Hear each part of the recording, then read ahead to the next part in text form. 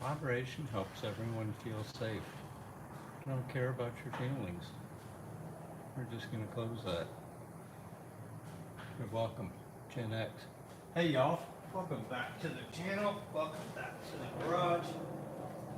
Welcome back to the 57 project. And actually, you know what? I'm trying to get the live chat going on the TV as well. If somebody tunes in, tell me how the audio is going.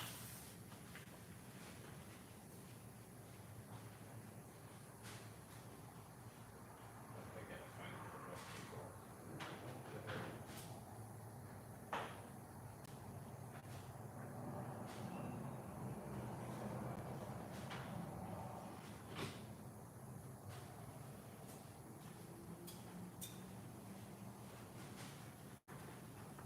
Oh, right on. Now, to see if I can get the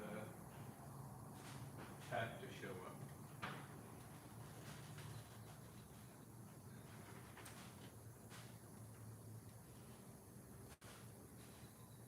Correct. Don't think I can. But I don't like my own video while I'm at it.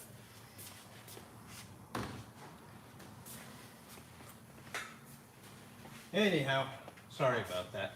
I guess I am the only one waiting and watching. But what I'm doing is I'm finishing up these drip rails. Already finished up the one on the other side.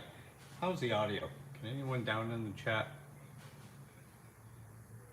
Well, let's see. Welcome to live check. Remember to guard your privacy. Blah, blah, blah. Got it.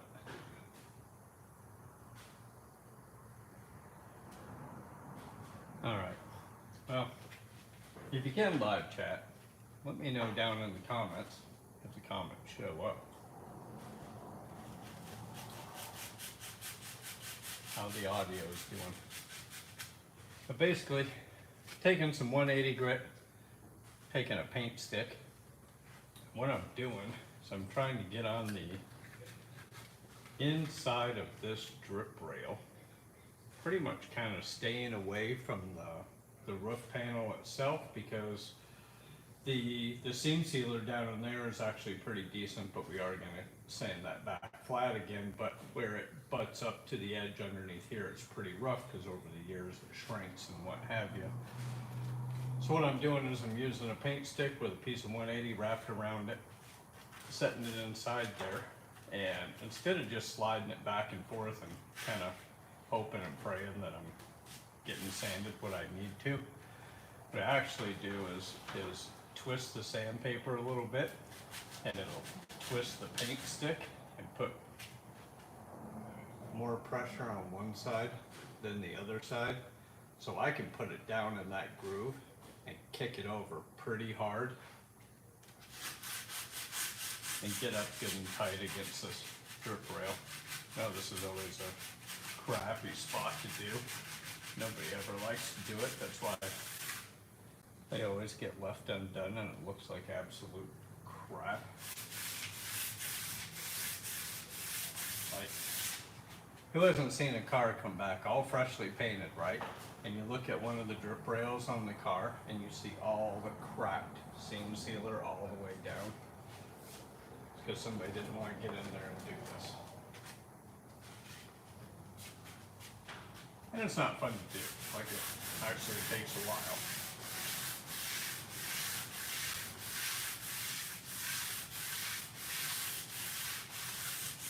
One on the passenger side was in exceptionally bad shape for some reason, and sometimes it just happens, like how the car is parked in the garage, like where the majority of the heat is concentrated in the garage, like it will cause things like that to happen. But yeah, the passenger side was considerably worse than what the driver's side was. And the car wasn't stored outside either.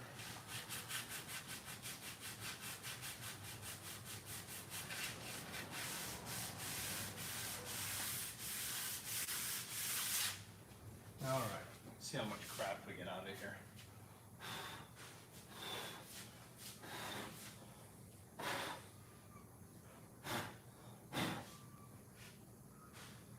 It's doing pretty good.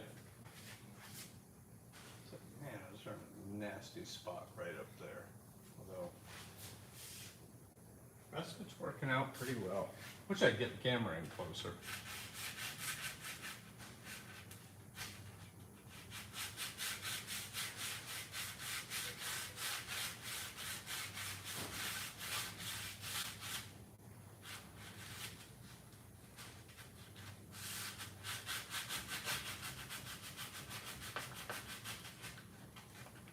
Like a big old booger of it in there.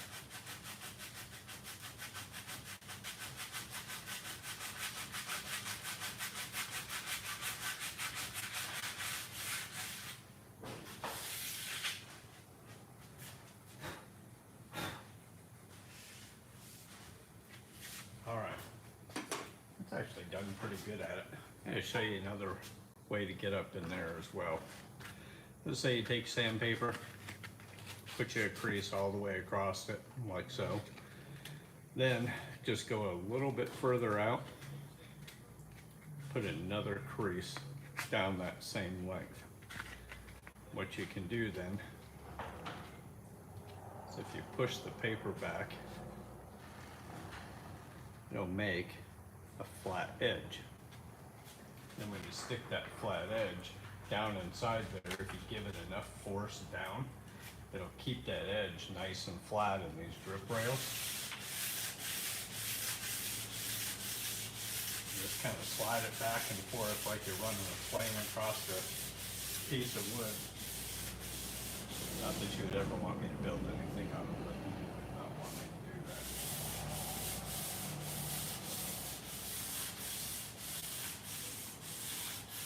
Woodworking is not my forte. Matter of fact, when I was in high school, I went to high school with this dude named Randy Hibbs, I think it was. Anyways, I paid him to do all my woodworking projects. And I think my English. Too busy working.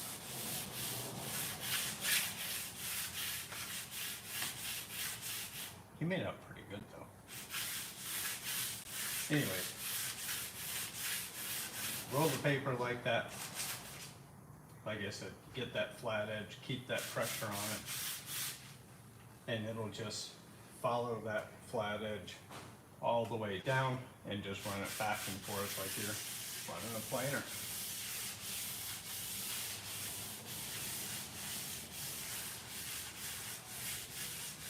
I do keep in mind, I did do a pretty good portion of this long before I started this video, so it's actually getting just about done. Kind of hoping to figure out a way to set this camera up so you can see the seam sealing process. Pretty neat product.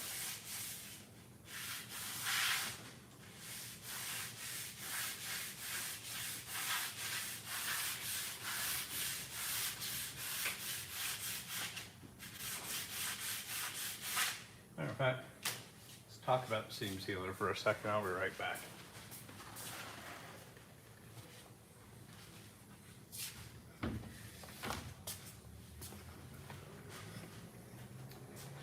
All right, so this is the stuff that I'm using inside these rain gutters, and it's self-leveling seam sealer. It's a 2-part epoxy, mixes in the tip, comes out already mixed, and basically you have, and I don't know that you can see this, but you got 10 minutes worth of work time. It's got a 15-minute flash time, and then you can primer right to it if you want to within 15 minutes, like direct primer right to it. But that's the stuff that I'm using to do the seam sealing. Huh.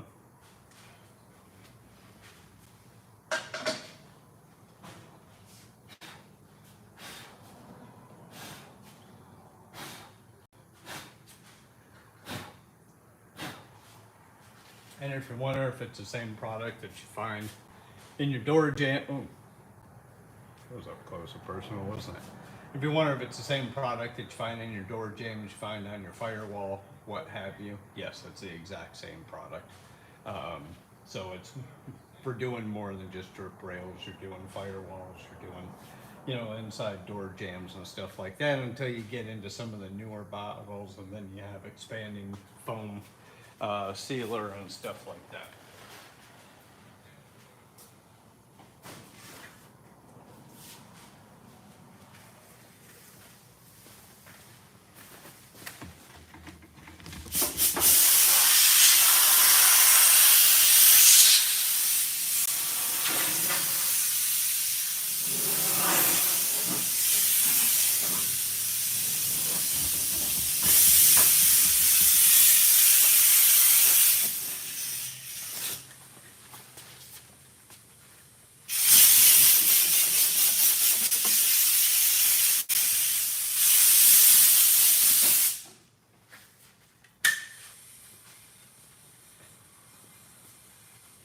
All right, let me disconnect this thing somehow, and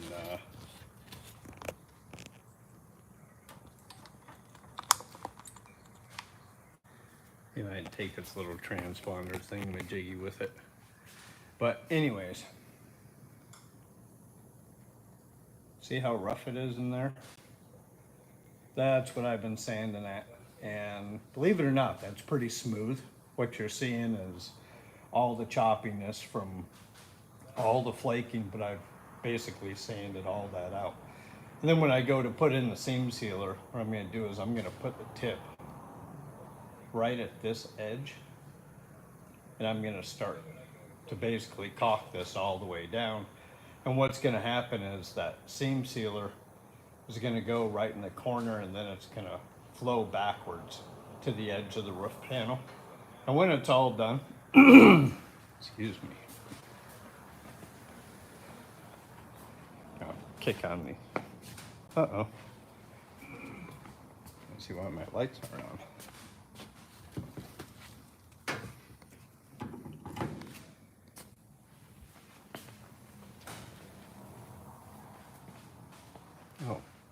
Oh, so much easier just to flip this darn thing around. Okay. Trying to get it to focus. It's not doing it really well. But that is not a shadow. That is fresh new seam sealer all the way down. It's just dark gray in color.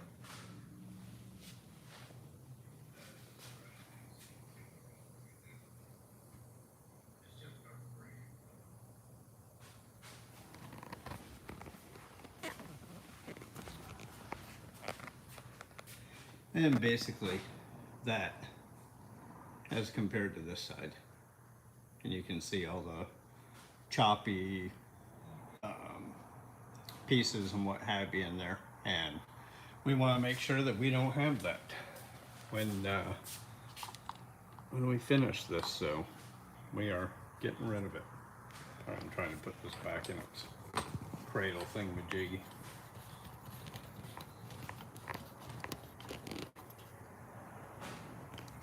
All right, so get that foot back around, and I'm not even worried about putting the transponder back. Anyways, how's the live chat sound? Have I fixed my audio problems?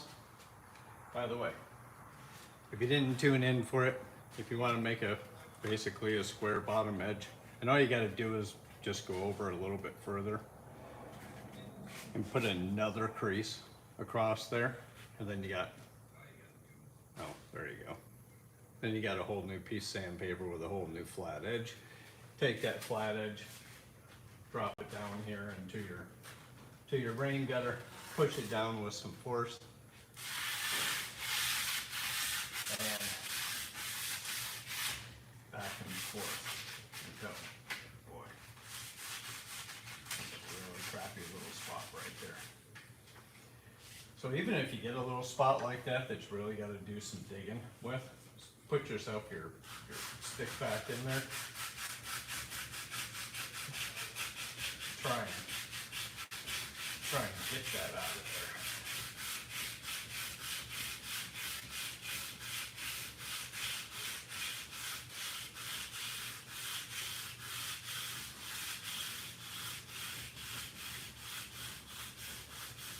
basically what I'm telling you is when you go to do your seam sealing, the surface that you put it on, you want it pretty flat to begin with. Otherwise it's gonna look, you know, it'll be smooth, but it'll be wavy. And I don't like wavy when it comes to auto body stuff. Wavy's not a good look.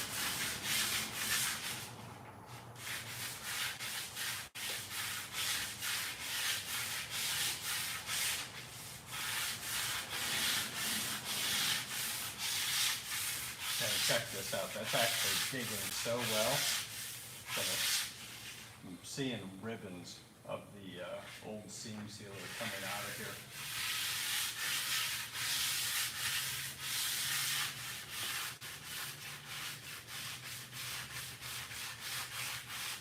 And that's what all that is.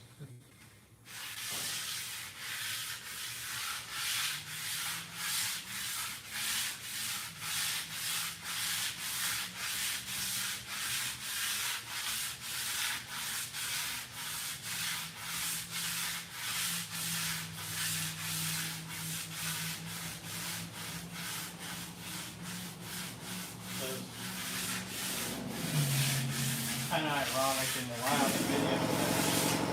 There goes the air compressor, as always. Imagine that. Hold on. We shut that thing off.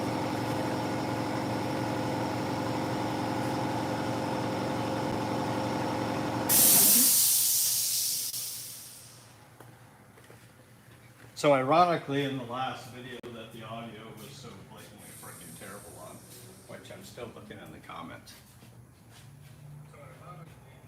Hey Riot, how's it going? How's the audio?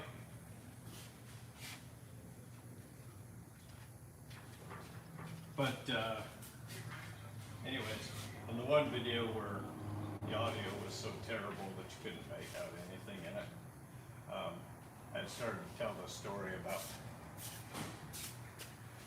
years and years ago of getting pulled over, and I think this was in Arizona. Arizona or New Mexico. Anyways, when me and Marvin were out rodeoing, and anyways, we had just left this rodeo and freezing our ass off, been in the drizzle and the rain, you know, all night long at the show, and stopped at Wendy's, got some hamburgers, crap like that, and some chili, and threw it up on the dashboard because we had a defroster going, so it would always keep it nice. Sounded good. Anyhow, Marvin drove this Nissan, I don't remember what it was, little mini truck type deal, extended cab, with a camper shell on the back, but the headlight switch on the thing was real crappy, and the left side headlight would go out all the time. Well, we pulled out of Wendy's, had all of our food sitting up on the dash where the defroster and everything was, and cop runs behind us, hits the loser lights and pulls us over. And anyways, cop comes up to the window and he's standing there a little bit like, you can tell he was not prepared for that weather that day. It was a bit of a fluke for that time of year, for the temperature to drop like it did. And have drizzle and rain, and so this cop's out there freezing his ass off, what have you, and telling Marvin why he pulled him over. And I says to him, I says, hey, if you don't give us the ticket, I says, I'll give you one of these bowls of chili. And anyways, guy goes back to his car, comes back about 10 minutes later, what have you, hands Marvin a fix-it ticket. And he looks over at me, and I just looked right at him and shook my head, no, it's a bad cop, no chili. Anyways, the cop didn't get a bowl of chili either. That wasn't the deal. I wasn't bargaining for a fix-it ticket. And anyways, sitting around the house the other day, and Marvin texted me a picture of a can of Wendy's homemade chili from the grocery store. It said, bad cop, no chili.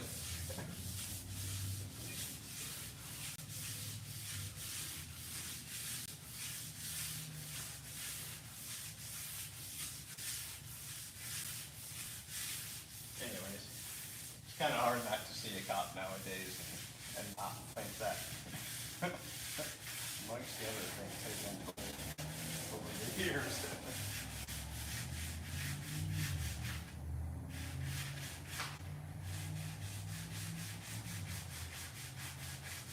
It's amazing we didn't spend more time in jail than what we did. Anyhow,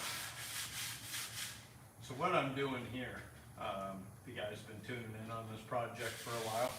Hey, and by the way, I forgot to mention, YouTube has finally opened the pearly gates and let us into their monetization program. So now I can offer membership. So there is an area of the channel that is membership now. That's where a lot of the details on some of these projects, a lot of the products, a lot of the behind the scenes, like there's gonna be members only videos that are gonna be longer format, more in-depth processes of how-tos and stuff like that. So, and then there's also gonna be merchandise, that'll be coming here fairly soon. And that'll be discounted to members, apart from what have you, so. If you wanna become a member, you can certainly do so. And then on the live chats, if you want to, you can do like super chats now. So you can send like messages, I can highlight them, stuff like that. If you're in the live chat, not that you absolutely have to or what have you. But if you do want something highlighted or a shout out or something like that, you can certainly go there and do that. All right, I think that piece of paper is about had it. So I'm gonna break out another one. Anyways, I was explaining what I was doing here. So basically what's going on is I'm finishing up this drip rail and you guys are probably like, well, how come you haven't put the door back onto the other side yet? By the way, the door is sitting right there. And the reason is because, well, I had those several hernias fixed last Wednesday and I still can't pick shit up. So, and that includes that door. So everything is ready to go. I'm ready to flow coat that side. I've already done the jam over on that side. Actually, I redid the front of the jam because I didn't like how that came out. So I reshot the front of the jam and got that all done while the door is still off of there. And then I figure I may as well jump over to the roof and get this roof done so that I'm still making progress. Above and beyond that, I'm also working on a Continental kit for a 58, which is pretty cool if you've never done a Continental kit. It's kind of like body work in a pizza. Just a big round saucer. All right. So with a fresh piece in there, again, I'm gonna put some pretty decent force on it.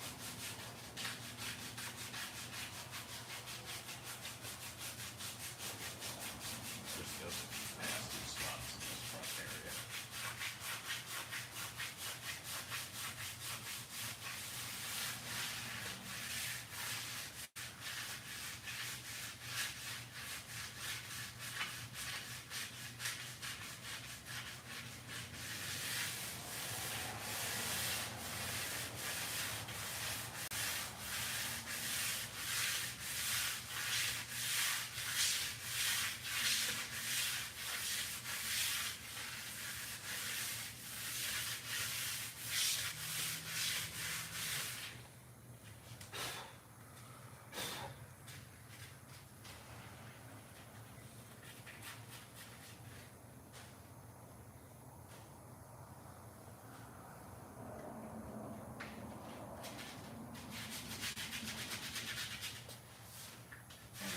Good so far.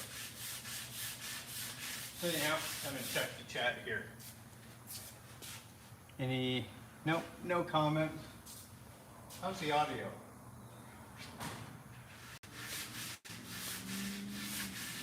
Anyone drop a message in there and let me know?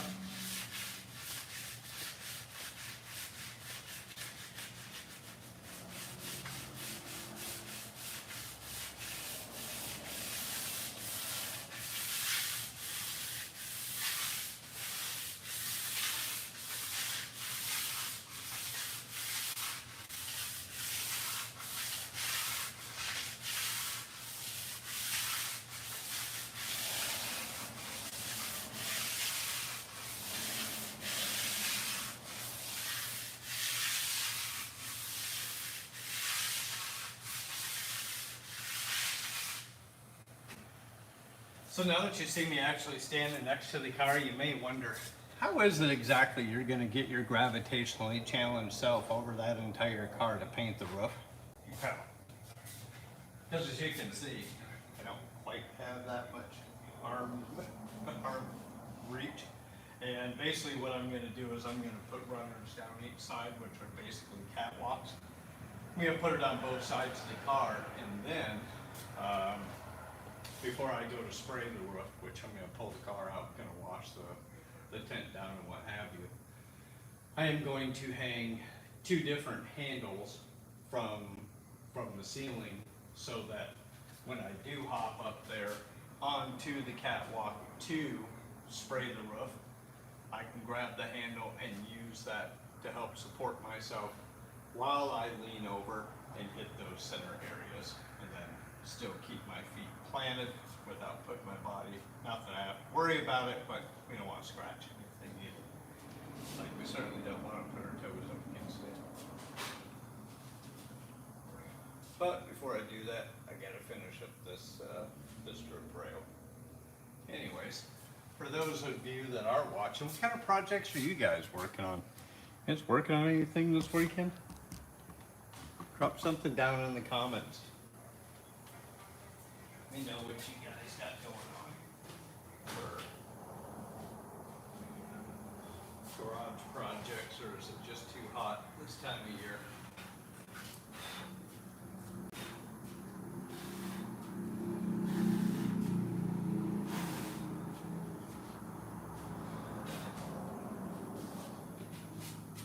You see all that trash that I'm blowing out of here?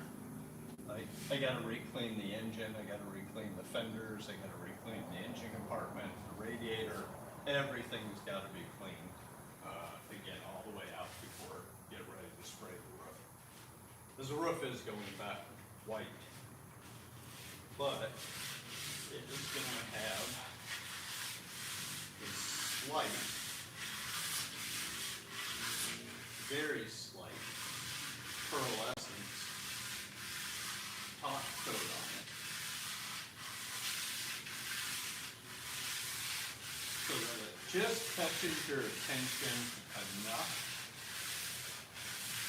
but not so much that it's going to draw your eye away from the rest of the vehicle.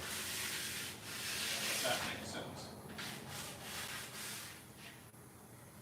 And since we're staying with the solid color and all the trim is going back chrome and stainless steel, which has all been either replated or repolished, what have you. It's going to be a very, very clean looking car. You know, between three different colors, so it's going to have just enough to catch your attention to go, oh wow, did you look at that? You know, the roof has actually got a pearlescent top coat in it, you know, but not so much that you just notice it right off.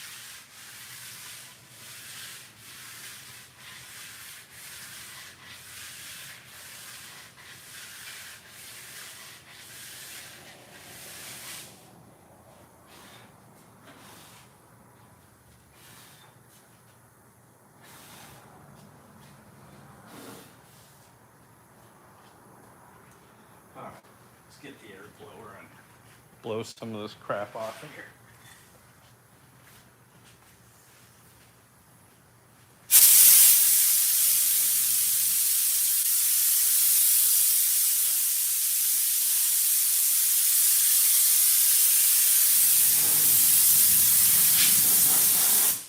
Now, even blowing that off, especially like these longer air blowers, so that you can get right down.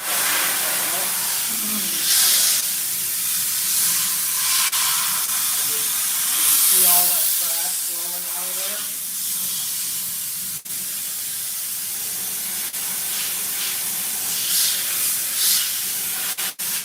That's all the leftover garbage that's falling out of the roof rail.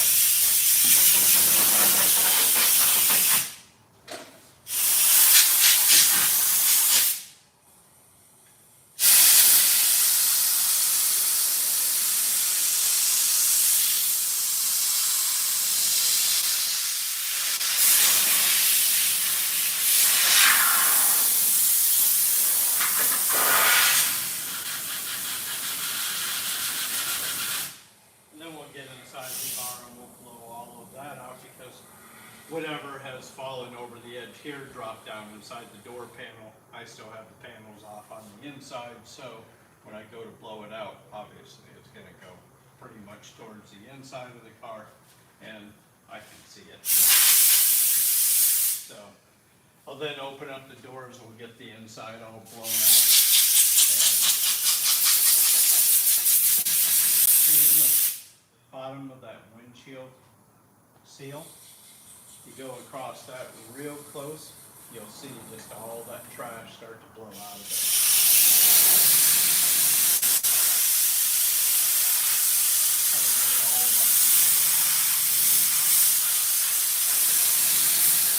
So you even want to get that out of there, because when you go to use your spray gun and it's got that fan that comes out of the end of the spray gun, like that's creating some crazy wind vortex, and believe me, if there's dirt somewhere, it's gonna suck it out.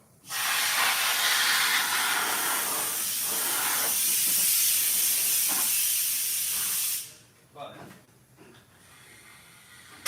like actually, I know we know we can just disconnect this thing. The reason we don't want to draw so much attention, here I'll kick this around again. The reason we don't want to draw so much attention just directly to the roof panel is just because if you come down and you look at the side of the car, right, and you look at the door gaps all the way down, they're nice and even. I mean, perfectly even. Same thing here. Door gaps are nice and even. The trunk gaps are perfectly even all the way around. And that's just not a lot that you see in a lot of paint jobs where people have taken the time to do the edges and what have you and make sure that they are completely done and that the gapping is all done.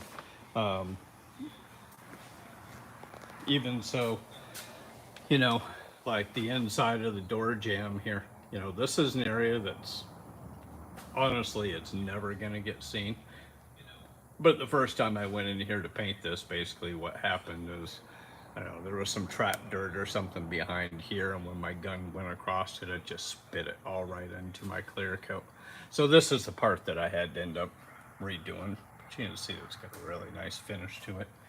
And yeah, nobody's really gonna see this, but isn't it nicer to open that up and look at it and have it look factory and not see a bunch of just gobbed up paint from over the years?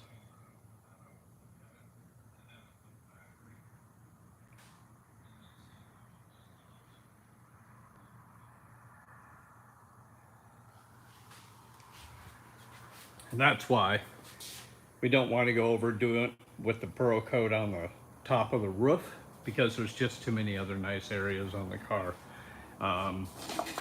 that deserve a little bit of attention. I just walked over. Yeah, whatever.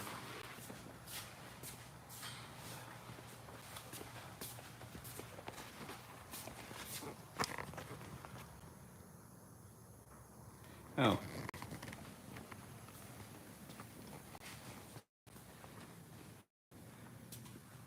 Yeah, so this is a Continental kit for the 58. This piece is all ready to go. Gonna primer this. We're gonna hit that with an etching primer, and then I am going to bedline the inside of this panel. And then we have this one over here. This one I'm actually soaking right now to get all of that shipping. I forget what they call that material, the oil that they soak all of this stuff in. But that's the other cover. This is going to get rhino lined on the inside, and then there's our wheel cover. These are real bare to do because you got to sand the living crap out of them, and you got to get all the factory machine roll marks out of this. There's about 5 different ribbed edges. I don't know if you can. Yeah, you can start to see them there. But basically, you got to sand all of those out of there, and then get that primered up. So this is about ready to get primered up, and this is also on the inside going to get rhino lined. And then if you want to see, you know, I can kind of show you what that looks like. So the reason I'm rhino lining the inside of the Continental kits is because they sit there on the tire, especially out here in West Texas. They get sand and yeah, here's crapper. What do you think? It's a pretty nice crapper, isn't it? That shelving for parts, like I can put wet parts in here and then I just turn on the heater and it dries the crap out of them. But anyways, yeah, here's the crapper, pretty fancy, huh? But anyways, but that's all rhino lined, that wheel loop. And what that does is it just puts that hardened rubber barrier between the panel and the tire itself, and you know, keeps it from wearing the paint out, keeps it from wearing the primer out that's on those. And then it did the same thing with this one. Oh, you don't want to scratch anything. And that's all bed lined on the inside as well, because that's going to sit against the tire and rub against it. So anyways, that's what they'll look like when they're all done. There is the tour of the crap house. You're welcome. I know you wanted to see that. Actually, hold on. It's not the crap house. That's 80 grit. And a note that says, poo at home. That's why I provide 80 grit. So use your own bathroom.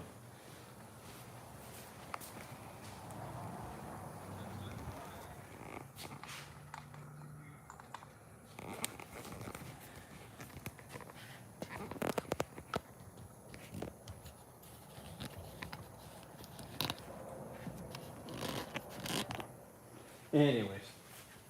All right, y'all. Well, I'm gonna get back to working on this 57. I'm gonna get this drip rail sanded out and finished up, and I will probably throw on the camera at some point and I will video.